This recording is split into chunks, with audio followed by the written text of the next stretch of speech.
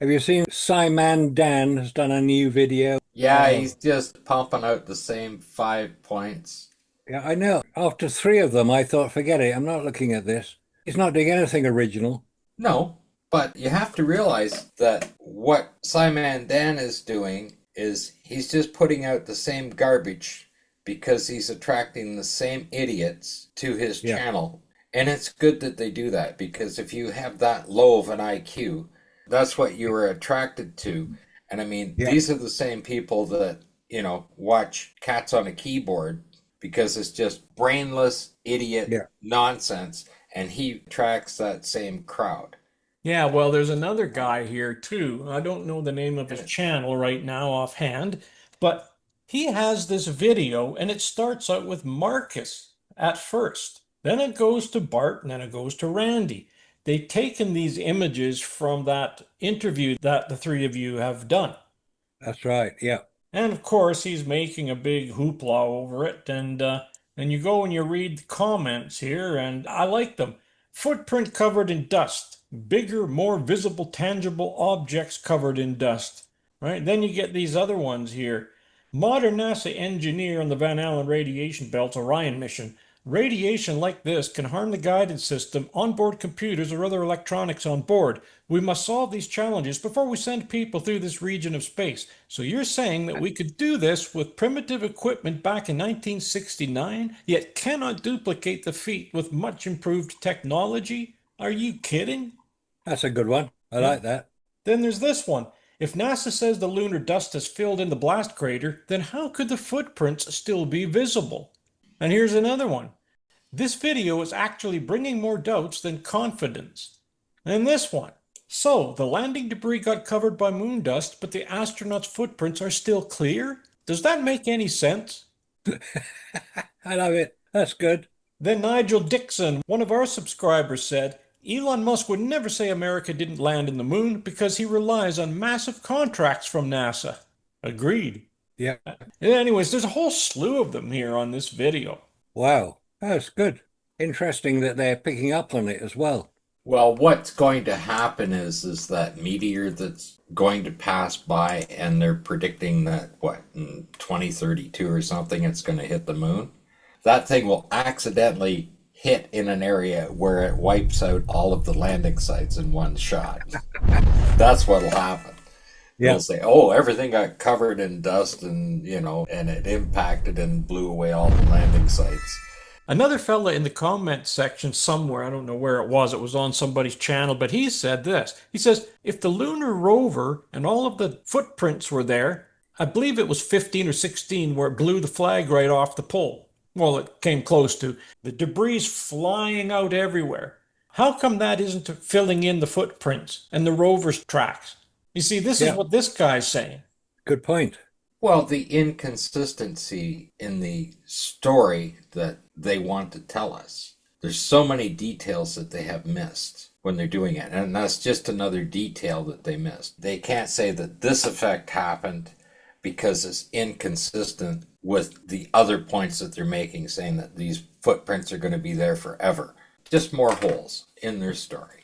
It was just the same old stuff as we've heard so many times.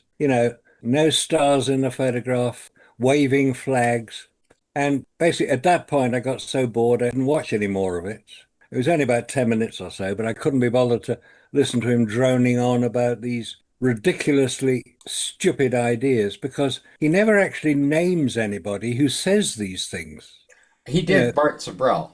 it's just that he never actually names anybody. Maybe I didn't watch for long enough to see Bart Sibrel being named.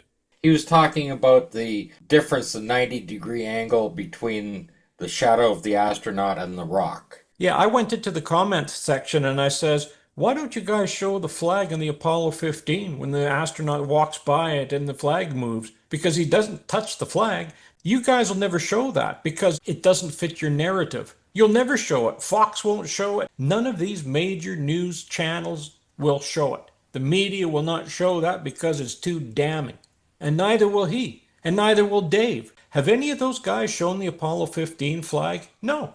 They'll always show the one where the astronaut has his hands on the pole and twisting it. And then they're Yeah. claiming that we're saying wind is blowing the flag when he has his hand on the pole. Fox pulled that rubbish 15 years ago, and they all seem to copy it, which is ridiculous.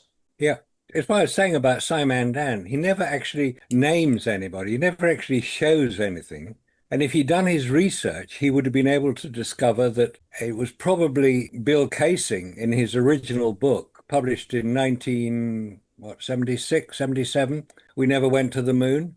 That was the book he published then. And he admitted later that he got some of it wrong. So he retracted it. Once he understood what he'd said and how it related to the conditions he expected to find on the moon, he retracted quite a lot of those things. But no person attempting to dispute the Apollo landings has ever said, to my knowledge, never said, oh, there are no stars in the background, therefore it must be fake. Nobody said that. Nobody's ever said, oh, look, the flag's waving, it must be the wind in the studio, other than as a joke, because they know it's not true. We know how these things worked. So come on, SciManDan, do your research, find out who said these things, when they said them, and whether they retracted them.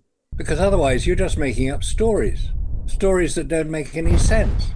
So come on, do your research, guys, which you're always telling us that we should be doing. We've done our research. We know a great deal about this subject. Therefore, you can't catch us out with it.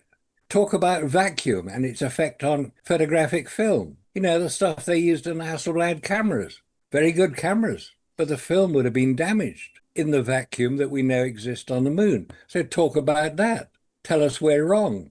You don't mention it because you don't dare touch it, because it would make your narrative story about faking of Apollo less believable than it is at the moment.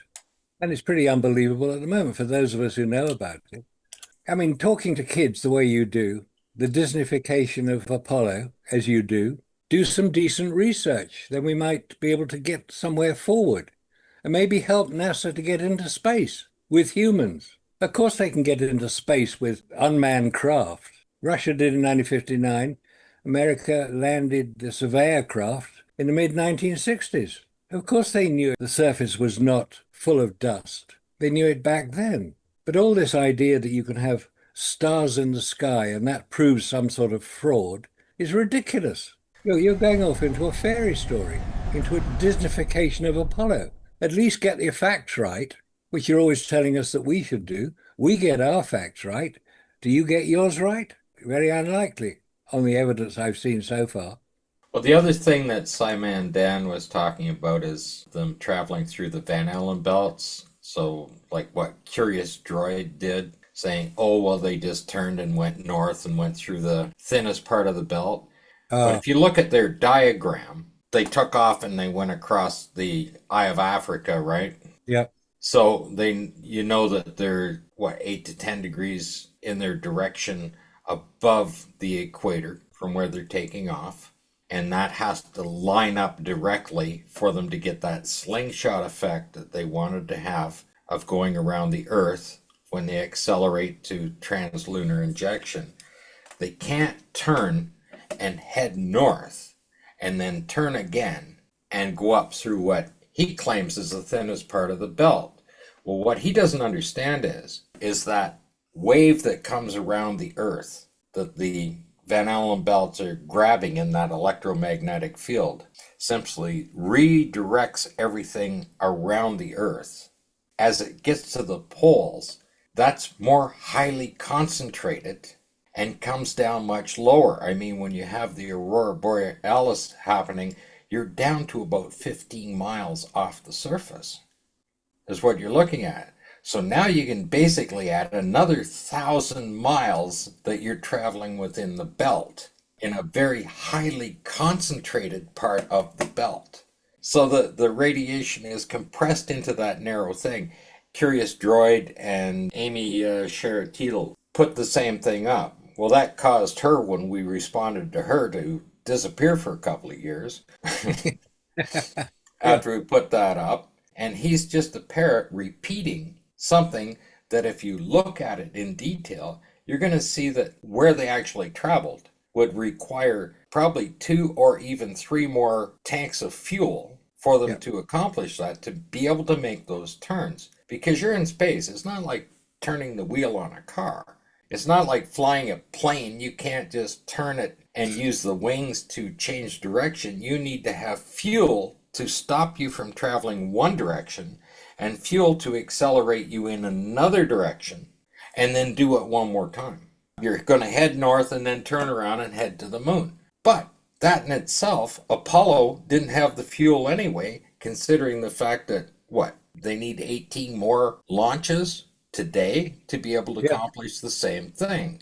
And also today, even with Musk's 33 rockets on there, I mean, he can't even get to space without a payload, let alone And it blowing up. yeah. But if you look at the detail on that, their diagram shows that they're traveling through a more highly dense concentration of the belts, traveling through there where it's really concentrated on the second belt, traveling an extra 1,000 miles more through it. And Yeah. they're claiming that that's the thinnest way to go. That's actually traveling much farther through that belt for a longer period of time. Doing that, he doesn't do his research. He doesn't care.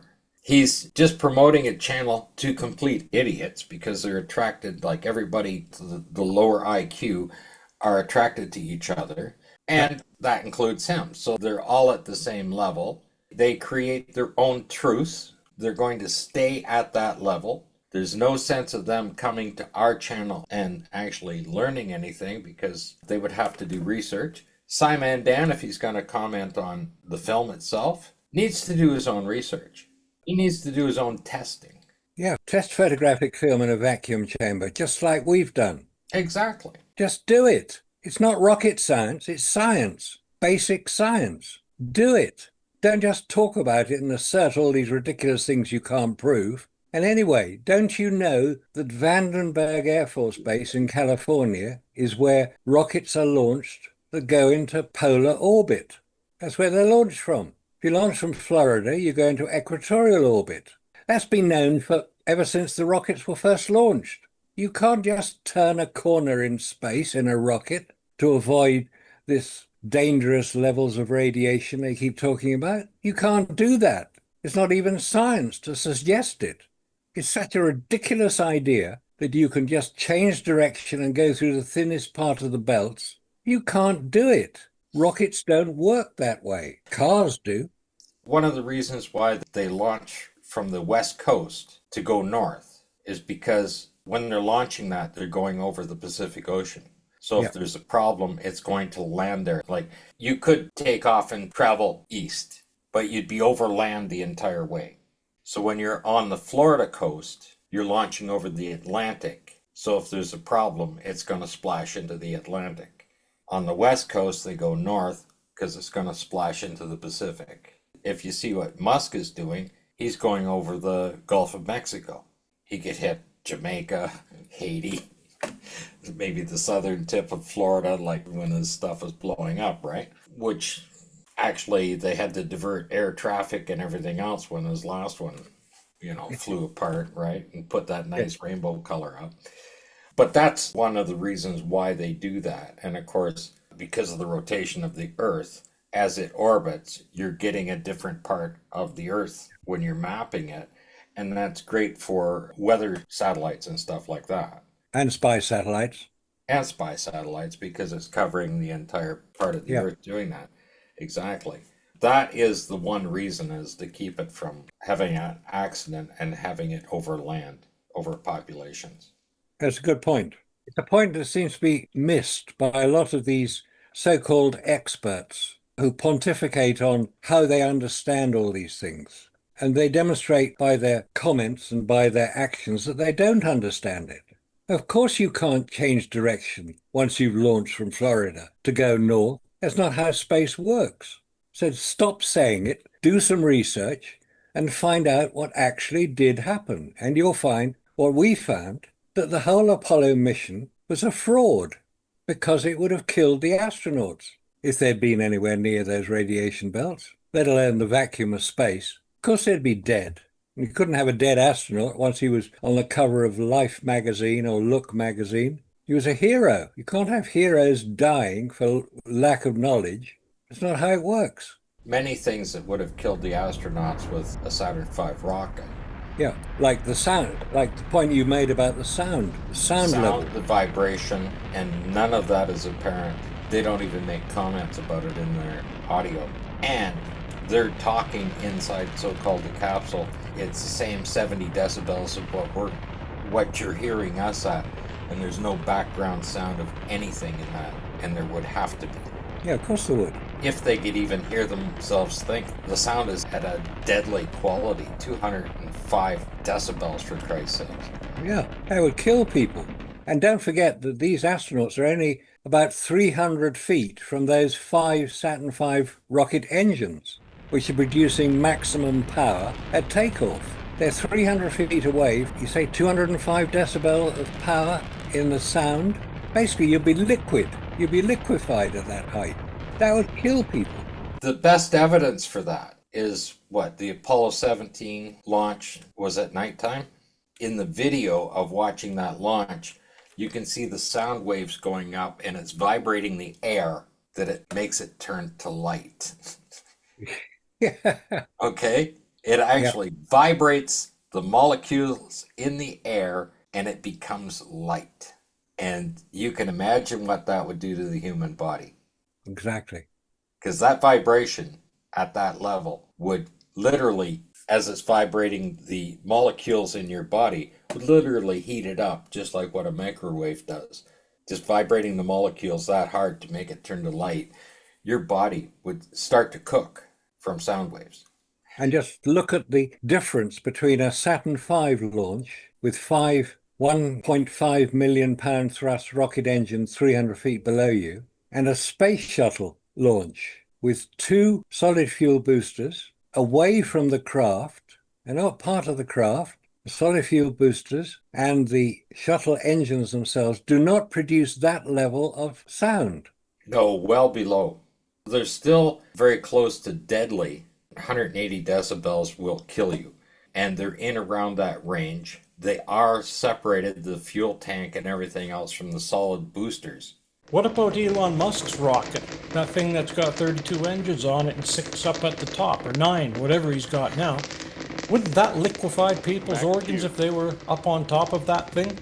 When you hear the takeoff, because the exhaust is coming out faster than the speed of sound, and you get that crackling sound when it's being recorded, as soon as you exceed the speed of sound, you're basically creating a sonic boom with that. And that's where you're getting the crackling sound, and that's why it doesn't show up. Well, wouldn't that liquefy people's organ if they're on? That's why you have to be 10 kilometers away to view it. Yeah, otherwise you get liquid organs. All right, well, the Saturn V only had five engines. That's it. Yeah, 1.5 million pound apiece. All right, so you have 1.5 million pounds of thrust times five. Well, let's take a look at this Starship. How many millions of pounds of thrust does that have on it? Now, add to that those engines that are on the top of the rocket where the human occupants are going to go. So add that to it. What is that going to do to people's organs when that thing takes off? And that's probably why you're never going to see any humans on board of that thing. Not just because it always blows up 9 times in a row, but it'll probably liquefy people's organs. And that's probably another reason why it always seems to tear open Yeah. and then explodes. Well, yeah, it tears itself apart. We have a new guy in here, another NASA fan club member, and he's Oh, good. claiming that we're doing nothing but turning this into a big production now. Well, it was just a joke. I mean, come on, Mars, NASA's cosmic cleaning crew. Let's face it, that rover is always clean. And then you take a look at the other images, it's dirty. Then you take a Yeah. look at the ones a week later or a month later, and they're clean again. So who's cleaning these? Is that polar bear coming out, eating that rover and crushing it? Is that bear has a handler behind it that's cleaning the rover before the bear destroys it? I don't get it. But again, that's what these clowns are saying. Well, so what? We had a little bit of fun and we're getting tormented for it. They're just pissed off that they can't put out the quality of videos that you are. Yeah, You're so exactly. far beyond anything they can produce. You're much higher skilled and you're giving us excellent video productions, let me tell you. They're just unbelievable. I'm impressed. I had to watch the last one twice just Yeah. to see it all again. But here's the other thing with that rockets. They can put 33 rockets on, they can do whatever.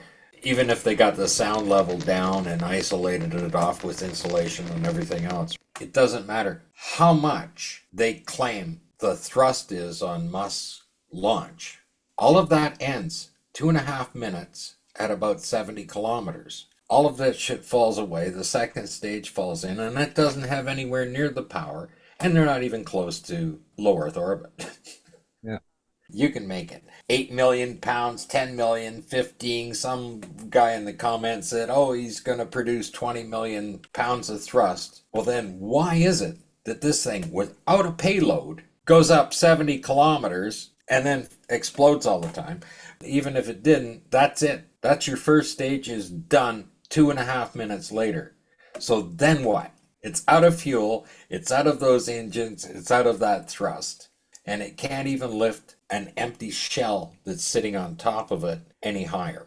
Now here we go with Starship 1. It says right here, if you're referring to Starship 1's liftoff thrust, the number to remember is about 19.5 million pounds force. Holy cow. 3 times that of a Saturn V. And the Saturn V would have liquefied your organs. Yeah, but it still Yep. can't go any higher. It's got that much more thrust, and it doesn't go anywhere. You see, it says here, the Super Heavy booster, 33 times Raptor 2 engines, equals 16.7 million pounds of force. And then the Starship upper stage, 3 sea level Raptors plus 3 vacuum Raptors, additional 2.8 million pounds of force. Put together, that brings the combined thrust at liftoff to approximately 19.5 million pounds of force, or about 87 million newtons. Wow. Yeah. Yes, and they have to Oh, put so much fuel in there, it sits on the launch pad for 7 seconds before it can even lift off. What do you got there, Marcus? I got the latest edition of Spaceflight from the British Interplanetary Society. And the headline there is Colonization. Oh my God. Elon Musk's pioneers on Mars in, wait for it, 2028. On Mars. In 3 years. Yeah, 3 years he's going to be on Mars, but he hasn't launched his ship yet. Oh my God. I know. That is the British Interplanetary Society. Yeah, Isn't their main feature imagination to reality? yes, it is. Yes. A British Interplanetary Society publication. Next Gen Starship. Lunar Lander Crash. It's another one. Ah, Ah, Black Star Orbital Space Plane. So they're getting away from all this moon landing, aren't they? Black Star Orbital Space Plane. oh, that's David Bowie, Black Star, isn't it? Yeah, yeah. Yeah. Orbital Space Plane. Yeah, it's a big story about Elon Musk and how he's going to go interplanetary. Elon Musk cannot even get a rocket into low Earth orbit without it exploding. How many times is that? 9 times now, I believe. So you're talking about this Elon Musk. He says he's getting people to Mars in 3 years, is he? That's right. That's what he's saying. Well, do you remember when his manager and he got together and they claimed that they were going to have ships that were going to launch from somewhere to New York City and land just outside so that if the ships blow up, it'll take the city with it? And they had Yeah, 3 launch pads on the Hudson River. Not 1, not 2, but 3. You imagine 3 of those blowing up, and they think they're going to take 250 people per rocket. 250 Wow. people to Mars, where they're going to build this wonderful space city, where they're going to develop Mars. The first flight's in 3 years. They haven't even got a rocket that'll launch yet. Japan is producing a rocket now. Honda are making one. Oh, Canada's first man in space, who's just died. Joseph Jean-Pierre Marc Bernoux, the first Canadian to go into space. There he is. I see our good friend Phase 52012 has made a rebuttal video, and it's the one on Dave Mc Keegan, our other good friend over there in the UK. And Do you think that Dave will make a response? Nope, he has to get one of his cronies to do it for him. And they're parrots. They Yeah, parrot the same garbage, and it doesn't stop. Those guys don't have an original thought in their head. They have one brain cell that they share between the five of them. I'm sorry, but that's the way it is. And again, yeah, Faze, I just would like to let you know that you cannot compare film photography to digital photography. It doesn't work.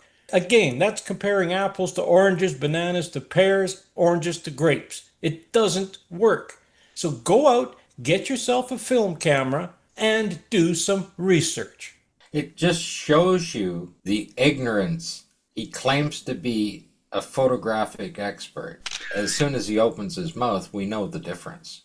yeah, That's why we call him Digital Dave, because he's an expert in digital cameras. And he does take good images. I mean, he does. He's a very good photographer when it comes to digital cameras, but he doesn't have a clue when it comes to film cameras or film photography.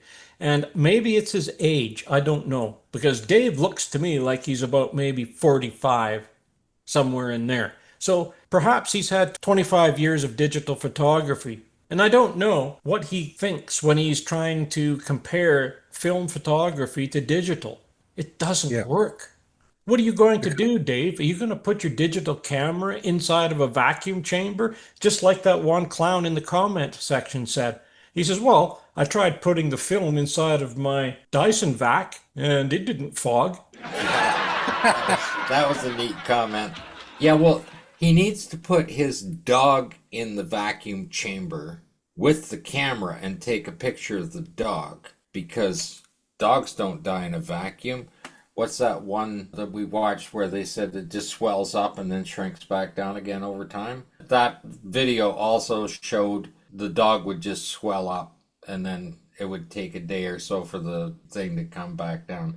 They don't realize that every molecule in your body would explode. The description of the testing that Blanc did when he just passed out and he said he could feel it boiling on his tongue. They weren't even in a vacuum. That's just in a very low atmosphere. It comes down to where water boils. As soon as they reached that point, he was gone. one of the things I found interesting in that last film you uploaded, Robert, were the pictures of the vacuum chamber Bill Demos was using, showing the really very strongly constructed vacuum chamber. It's not drawing that hard a vacuum either. I mean, it's only about 10 to the minus 6 or 7 at the most. I mean, it was built like a tank. You know, look at that other one. That's the fellow that's showing the metal seals. He's saying you have to use these seals once you get to Tor 10 to the minus 6. That's when those seals go in. And that's Yeah, why he's holding it up, showing. And he's saying, well, that's only one time use. Why are these yeah. astronauts not doing the same thing when they're opening and closing the hatches? Why don't they replace the seals? It's Tor 10 to the minus 7 and worse out there. Then these guys say, well, it's a fraction. Yes, it's a fraction. It goes in the opposite direction. But here's the other thing.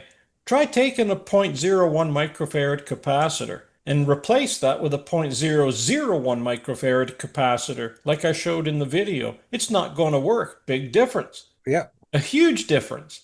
They don't get it.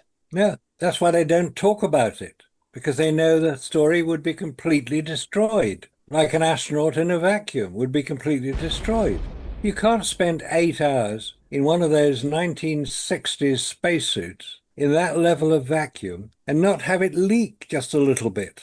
All the little stitches would leak. You can't spend 8 hours in that level of vacuum and expect to survive. It won't happen.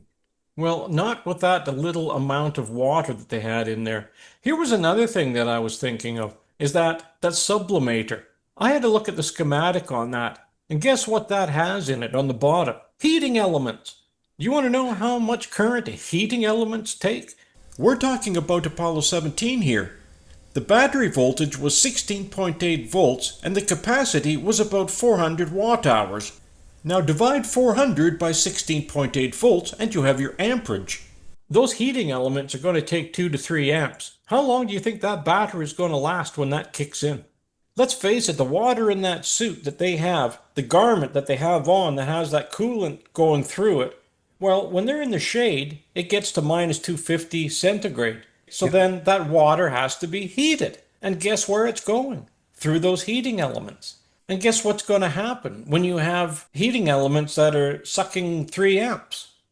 Dead battery. It's finished. You're going to have 20 minutes maximum. And then not only that, but let's take a look at how much water they had in there. Because they're going to need that water circulating or that coolant circulating around in there. It I was mean, about 2 or 3 pints or half yeah, a gallon at the most.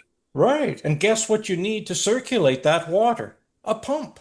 They didn't have brushless motors back there that didn't consume massive amounts of current. You ever seen a pinball machine back in the 70s? When you Yeah. push the flippers, those are solenoids. So now we have solenoids open and closing in those plis packs. When those solenoids are closed, they consume lots of current. You see a pinball machine, when you hold the flippers down, you can hear it. Those are the ones that always burn out. Those solenoids were changed continually because they burned out for people holding the flippers down. Now you have how many of those in there? You have a solenoid to control that flow of the coolant, and then you also have another solenoid up there for the pump. And then you have another solenoid up there that is going to take the coolant and allow the heated fluid through there. And then when it doesn't need it, it de energizes. And now the other solenoid flips open to keep the coolant flowing. We're talking massive amounts of current here, folks. It's not going to last 8 hours. I'm sorry. No way. No way.